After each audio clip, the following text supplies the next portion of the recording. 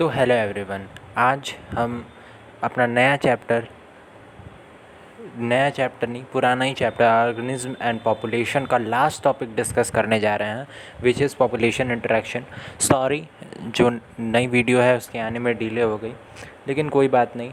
मैंने टाइम दिया था आप लोगों को कि आप पहले की जितनी भी रिकवरी है, मैंने 6 वीडियो ऑलरेडी डाल दिए हैं इकोलॉजी पे, तो उसकी नोट्स आपके तैयार होने चाहिए अगर आपको अच्छा स्कोर करना है तो पॉपुलेशन इंटरेक्शन में पॉपुलेशन इंटरेक्शन किस तरह की हो सकती है। पॉपुलेशन इंटरेक्शन शुरू करते हैं। पॉपुलेशन इंटरेक्शन दो तरीके की हो सकती है।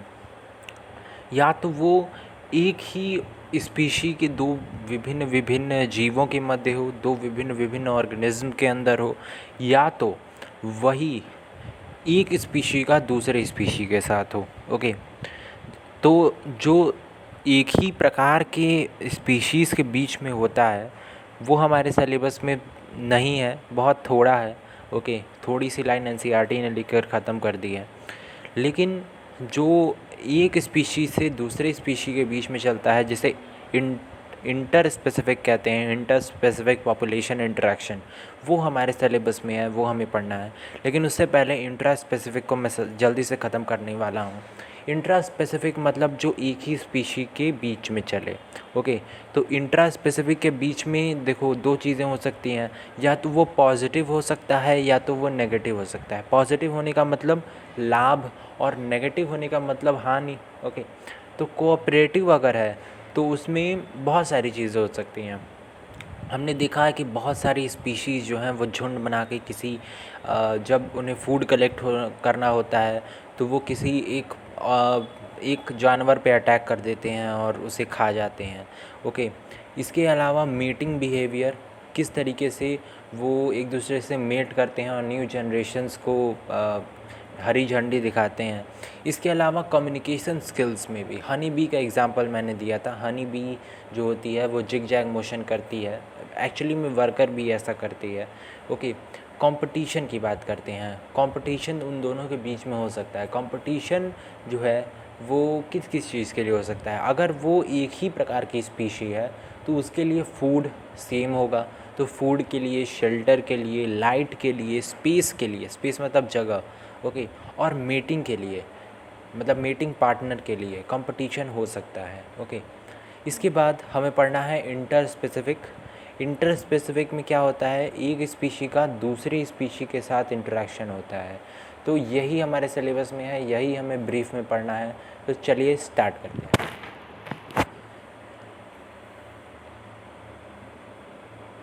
तो इंट्रा स्पेसिफिक में क्या होता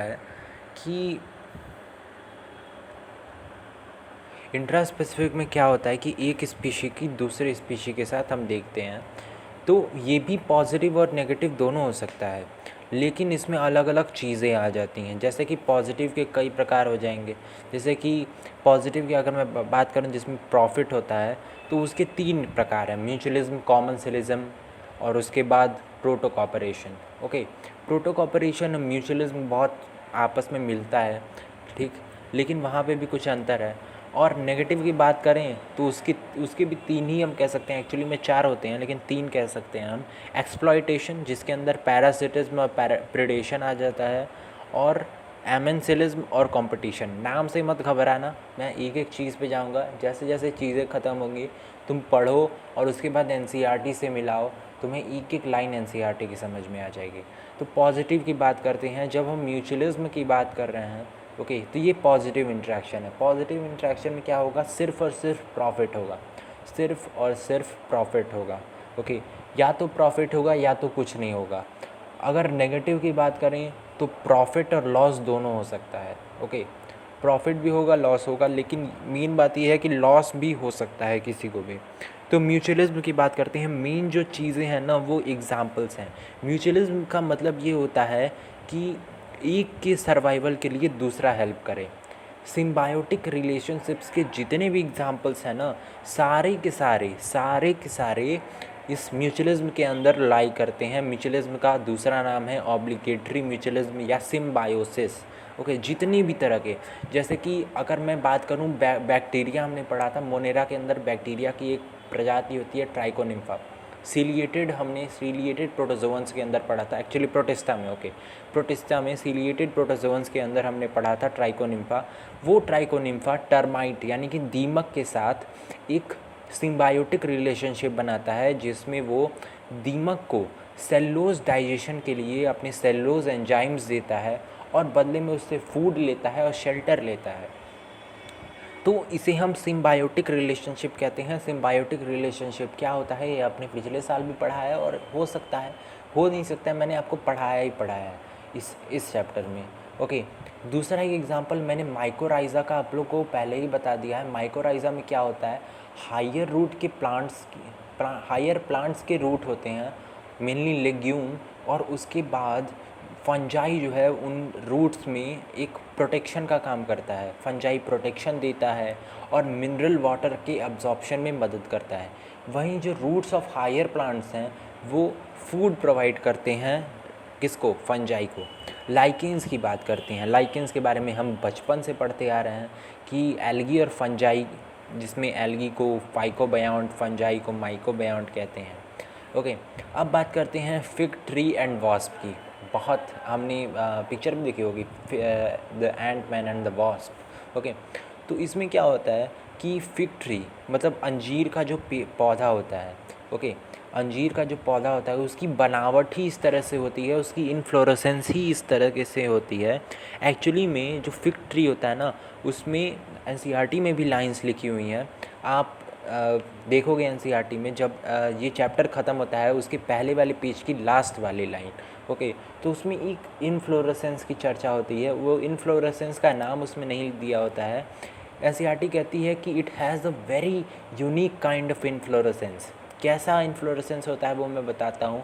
उसे कहते हैं hypanthodium type of inflorescence, okay.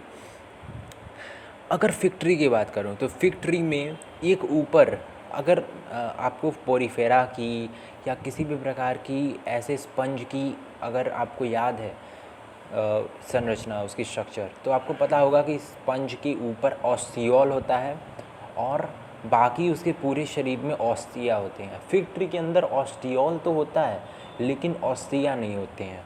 और जो इसका मतलब एंथर्स होते हैं वो कुछ इस तरीके से, मैं आपको थोड़ा सा विजुअल्स में दिखाना चाहूँगा। तो ये जो होता है ना, ये जो हमारा प्यारा फिग ट्री है, तो फिग ट्री की संरचना देखो कुछ इस तरीके से होती है कुछ इस तरीके से। ये ऊपर में एक होल होता है, ओके, जिसको हम कहते हैं ऑस्टियम, ओके। और इसमें देखना, इसमें ध्यान से देखना, मैं एंथर्स को इसमें बना रहा हूँ। एंथर्स कुछ इस तरीके से होते हैं,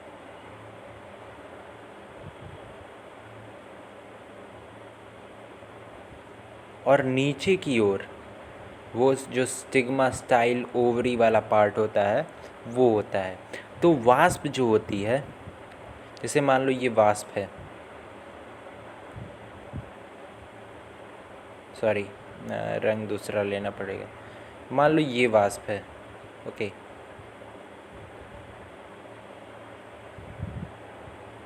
और ये वास्प जो है वो इस ऑस्टिया के थ्रू अंदर जाएगी, ओके। और जब ये अंदर जाएगी और जब ये अंदर पहुंचेगी, ओके, तो इसके पंखों की वजह से जो पॉलन ग्रेन होगा वो नीचे